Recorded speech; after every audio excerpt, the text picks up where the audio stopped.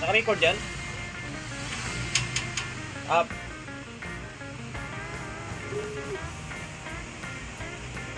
Ito yung light niya, oh.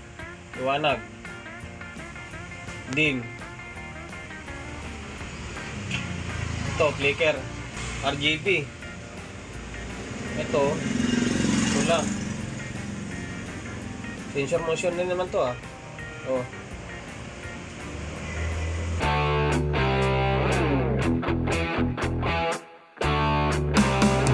Welcome to my vlog.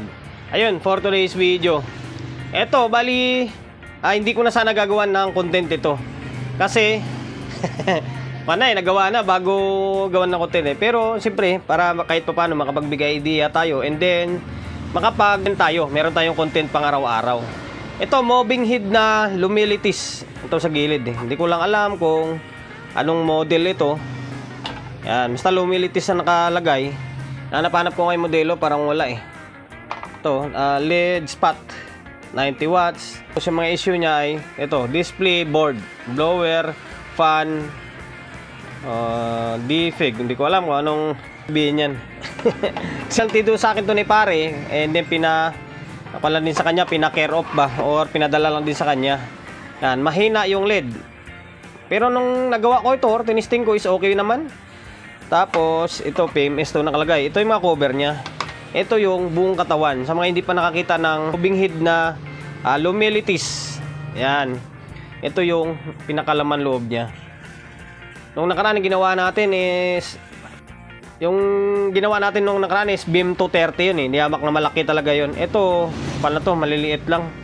Basta hindi ko makita yung model eh. Basta yan lang siguro yan. Lumilitis na yan. Ayan, yan yung pinaka loob niya. Dito sa may taas bandang taas na parts. Tapos ito yung sa may power section niya. Yan. Ito. Yan, dito sa may power section sa may AC, primary, secondary na yan. Tapos ito yata yung drive niya. Ang issue nito, dinala sa akin, yun nga, sabi kanina, nakalagay dito. Sabi nyo ni pare, hindi na gumagana sa may computer kasi sa computer doon nakakabit ito. Yan o. Display board, blower, fan. And then, nung check ko kanina, wala nga blower ito. Ito, kaya dalawang tornilyo. And then ito, hindi ito sa kanya blower. Nung dinala to dito sa akin, pagbaklas ko kanina is, wala siyang blower. Nagtaka ko nung napagana ko na siya, umiilaw na, tapos maya maya, biglang uminto. Tapos pagkapa ko, sobrang init.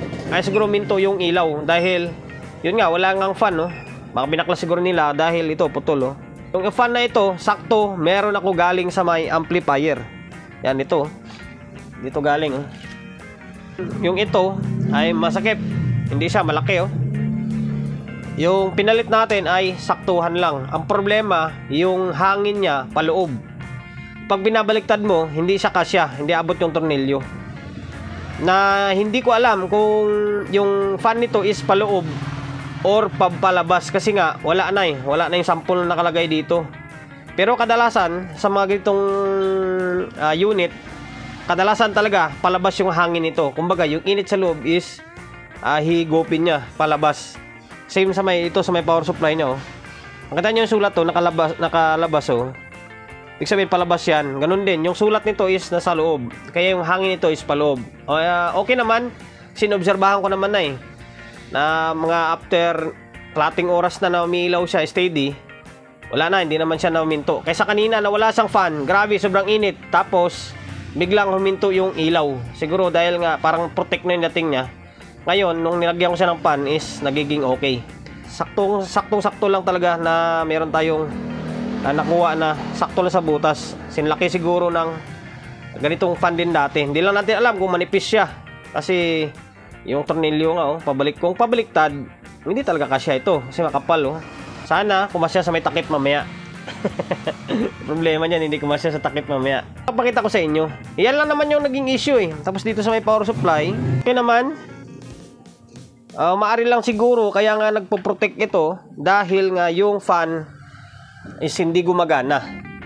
Yan, hindi gumagana or wala nang fan. Or maari dati, sira yung fan dati niyan. Tapos tinanggal nila, wala silang pamalit. Kaya yun, pinipilit nila pinapandar na akala nila na okay lang kahit walang panis.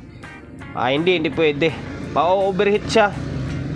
Ngayon, dahil nga sabi naman ni pare, ginagamit daw ito sa may computer na although wala ako noon, tsaka hindi ko pa alam kung paano gamitin yun. BIM 230 nga, hirap kami gamitin eh. Ang meron lang ako dito is yung DMX controller. Puti may nagpagawa dito sa atin. Sakto, magagamit muna natin. Sinubukan kong ikabit sa DMX controller na gumagana naman. Okay naman. Ang nakalagay dito, pasensya na kayo kung puro kwento na lang yung gagawin natin dito. Para kahit paano ma-idea kayo kung maka-encounter kayo ng ganitong unit, di ba? Kung hindi man repair nyo, kung meron kayong ganitong unit, mahina yung lead. Na-obserbahan natin mamaya kung mahina nga ba talaga. Yung iba, nakasulat. Parang wala naman. Kasi halos may nakasulat eh. O, PMS. Ito, display board. Blower fan.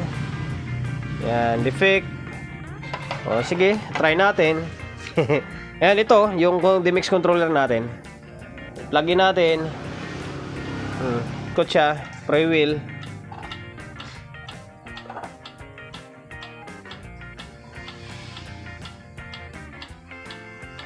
Pagpag kung ang yung data niya or ano ba tawag yan? Malos di makuan. Kita. Ikutin natin. Hindi makita. Basta may nakasulat yan dyan. Hindi makita ng camera ko. Ngayon, naka-DMX yan. Naka-DMX siya. Nakasit siya sa DMX kasi nilagay ko sa may DMX yan eh. Ayun, yung DMX natin. Plug-in natin siyempre. Ano yung kable? Ito to. O yan, gumagana na yung DMX natin. And then, nakapasok na siya. Ayan, pag nag-blink-blink yan, ibig sabihin, nakakunik na. Parang Bluetooth ba, na-paired. So, ngayon, try natin. Pakita ko sa inyo. Ito, ay, yung scanner natin, buhayin natin lahat ito. Sensya na kayo kung ano lang yung kaalaman ko tukol dito. Yun lang ipapakita ko sa inyo. Hindi naman ako eksperto sa pagdating sa magitong ilaw-ilaw na to eh. Ngayon ko lang natuklasan din to eh. O ito, yung channel 1 is move. Paikot siya. Tapos yung number 2, ito up down siya. Yun, up down. Yan o, up down. Tapos yung 3, ito ilaw. May ilaw siya o. Kasama yung brightness dito. Naas mo ito, ilaw siya ng todo. Pansinin nyo to, doon no. Yan, umina. O, wala. Ang sabi ni sir na mahina, maliwanag naman eh, oh. Para sa akin, maliwanag na yan. Maliwanag yung LED niya, oh. Oh. Maliwanag. Yan. Tapos ito, flicker. Yung pang-apat na slide is naka-flicker. Ito naman, sa may ikot ng RGB white to. Kung ano lang, ay hindi. Kung anong design na gusto mo. Ito RGB white nga. O yan. O. Tapos ito naman design. O ito design to round. Ganyan na kulay. Ayan o. Ito design to eh. Tapos dito yung line niya parang wala na. Wala na function. Tayo, sana yung puti. Yan. Okay na oh.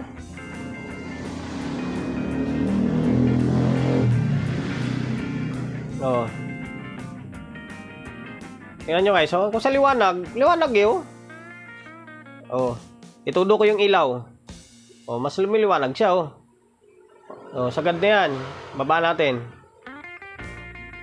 Oh, wala. Oh.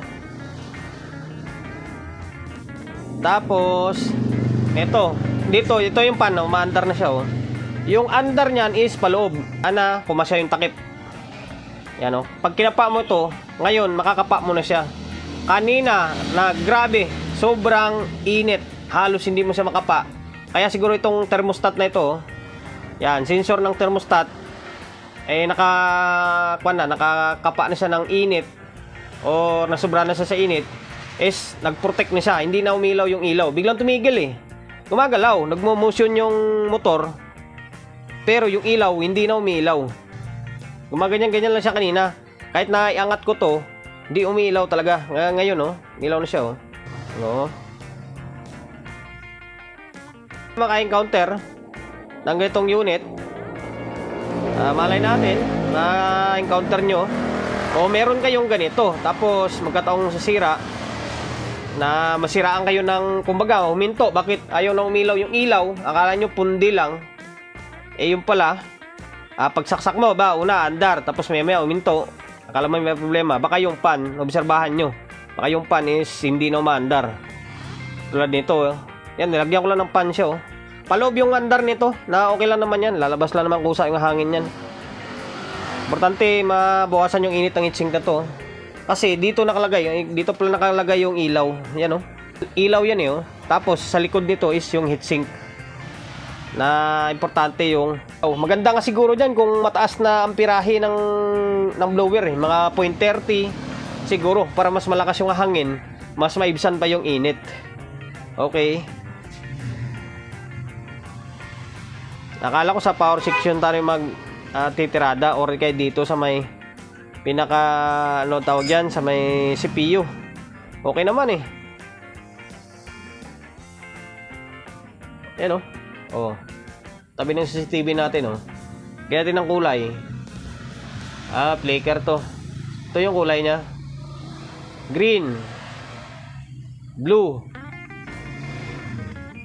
assorted. Ito pa pala ito, kompleto. RGB. Parang si Kwan siya, parang MYK. CMY. Cyan, magenta, yellow. Tapos white, wala lang siyang black. Para maging CMYK siya. Oh, yan, oh.